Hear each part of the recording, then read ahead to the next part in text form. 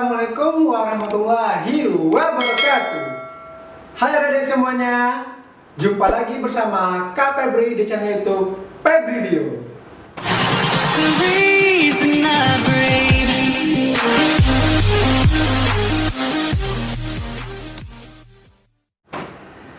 Nah, hari ini kita akan coba bahas suatu materi biologi yang baru lagi.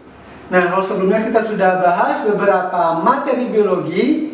Nah, sekarang kita akan coba bahas suatu topik yang baru lagi, yaitunya tentang bab ekosistem.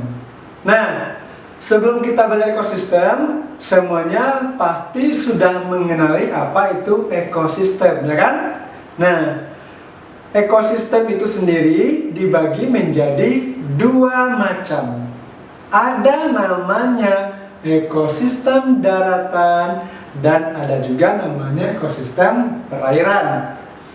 Nah, jadi ekosistem daratan itu lawannya bukan lautan, namun adalah perairan. Nah, kenapa demikian? Kalau kita bahas cuma lautan, itu cuma satu. Namun kalau kita bahasnya perairan, maka di sana akan banyak. Ada namanya payau, ada namanya danau, ada namanya sungai, ada namanya laut, ada namanya ya banyak lagi, ada kolam dan segala macamnya. Nah, itu nanti tergolong ke dalam sebuah perairan.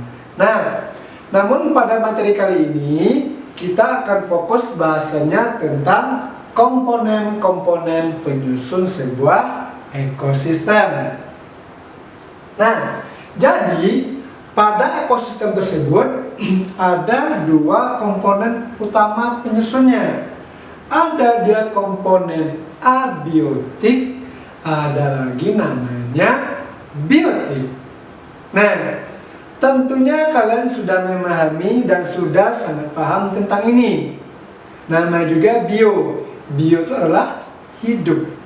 Jadi kalau biotik itu adalah komponen yang bersumber atau yang berdasarkan, yang berasal dari makhluk hidup. Sedangkan di sini ada sebuah huruf A awalannya, abiotik. Biasanya itu adalah lawan dari arti kata sebenarnya. Kalau biotik itu hidup, maka abiotik adalah tak hidup atau benda mati. Nah, jadi di sini kita akan coba bahas dulu tentang komponen abiotiknya. Nah, dalam komponen abiotik ini dia ada 10 macamnya atau 10 jenisnya. Yang pertama dimulai dulu dari air, udara, cahaya matahari, kelembapan, suhu, angin, tanah, topografi, iklim, dan pH. Nah, ada 10 macam ini yang akan kita bahas pada komponen-komponen abiotik ini. Oke? Nah, yang pertama sekali kita akan coba bahas tentang air. Kita sama-sama tahu bahwa air tersebut merupakan sumber dari kehidupan. Namun, walaupun air itu sumber kehidupan, tetapi air bukan makhluk hidup. Kenapa demikian? Karena air tidak memiliki ciri-ciri yang dimiliki oleh sebuah makhluk hidup. Nah, namun kenapa air dikategorikan sebagai komponen abiotik di sini? Karena sebagian besar tubuh dari makhluk hidup tersusun dari yang namanya air, ya kan? Nah, sebagian besar dari tubuh makhluk hidup itu adalah air. Nah, karena demikian, air itu merupakan salah satu komponen abiotik dari makhluk hidup ini. Nah, selain itu, seorang manusia atau sebuah makhluk hidup akan lebih tahan dia terhadap makanan ataupun air. Dia lebih bisa menahan lapar daripada menahan kekurangan air atau menahan haus. Kalau dia lapar, bisa jadi dia akan tahan 2 hingga 3 ataupun hari tidak makan. Tapi jika kekurangan air, dia akan sangat lemas, dehidrasi, bisa pingsan dan bisa mati. Nah, selain demikian, air ini juga bisa membantu dari proses memulainya sebuah kehidupan makhluk hidup. Gimana contohnya? Yaitu air bisa untuk membantu perkecambahan sebuah biji, yang mana akan dimulai dari proses namanya imbibisi di sana. Nah, itu bisa juga memulai sebuah kehidupan. Selain itu, air ini juga bisa nantinya untuk membantu sebuah penyerbukan.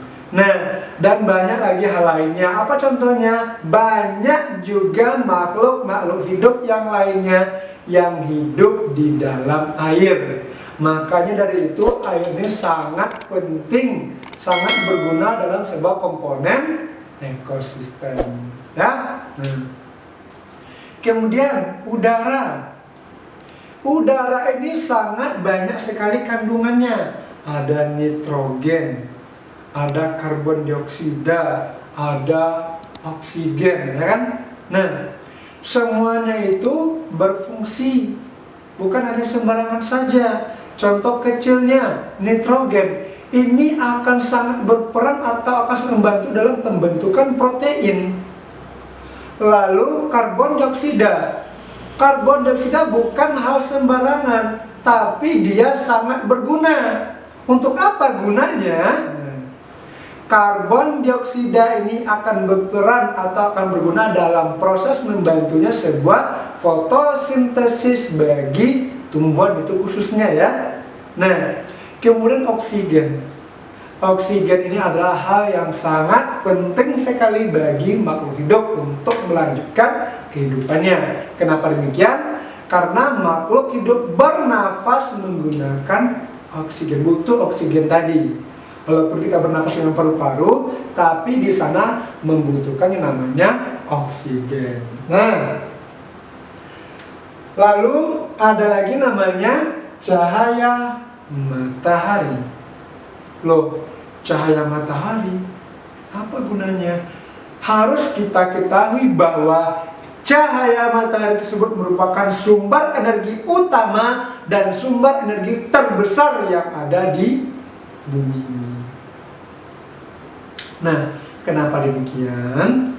Karena hampir semua makhluk hidup di dunia ini atau di bumi ini membutuhkan yang namanya cahaya matahari tadi.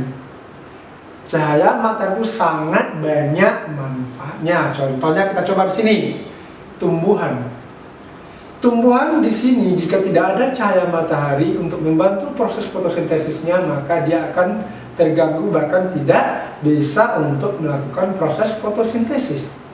Jika tumbuhan tidak bisa berfotosintesis, maka dia tidak akan bisa hidup. Jika tumbuhan tidak hidup, kita dapat dari apa? Kita makan lewat apa? Kita mau makan apa? Sedangkan dari fotosintesis tadi akan menghasilkan namanya C6H12O6, dan juga ada oksigen yang sangat berperan sekali atau sangat berguna sekali bagi makhluk hidup. Nah, jika oksigen tidak ada, kita bernapas pakai apa? Tentunya kita akan mati ataupun meninggal. Nah, kalau tumbuhan tidak ada, kemudian kita hewan tidak bisa makan, atau hewan yang makan tumbuhan. Jika hewan tidak bisa makan, pasti dia akan mati. Kita mau makan apa lagi? Makan tumbuhan juga tidak ada lagi, karena tidak ada bisa untuk berfotosintesis. Sedangkan hewan yang kita makan juga tidak ada, maka bisalah hancur atau habis semua kehidupan yang ada di muka bumi ini. Maka dari itu cahaya matahari berperan penting dalam proses berperan penting dalam komponen ekosistem ini, karena dia adalah sumber energi utama dan terbesar yang ada di bumi kita ini. Nah, kemudian ada lagi namanya kelembapan. Nah, kelembapan ini adalah kandungan uap air yang ada di udara. Dan ini akan sangat berperan sekali dan akan sangat ada suatu hal yang sangat berperan penting di sini. Apa itu? Adalah cahaya matahari juga, atau intensitas dari cahaya matahari ini. Jika intensitas cahaya matahari sangat tinggi, maka uap air itu akan sangat sedikit atau sangat kering. Namun intensitas cahaya matahari jika kurang atau pas-pasan, maka kelembapan akan terjaga. Nah, jika terlalu kering akan susah hidupnya bagi makhluk hidup yang lainnya. Tumbuhan, tidak semua jenis tumbuhan bisa hidup di tempat yang kering. Dan juga manusia ataupun hewan lainnya, tidak semua manusia ataupun makhluk hidup lainnya bisa hidup dengan hal yang sangat panas ataupun kering. Nah, selain itu khususnya saja cacing, dia membutuhkan kelembapan yang sangat tinggi di dalam tanah, karena dia butuh tempat yang lembab tadi sebagai tempat kehidupannya, ya. Nah.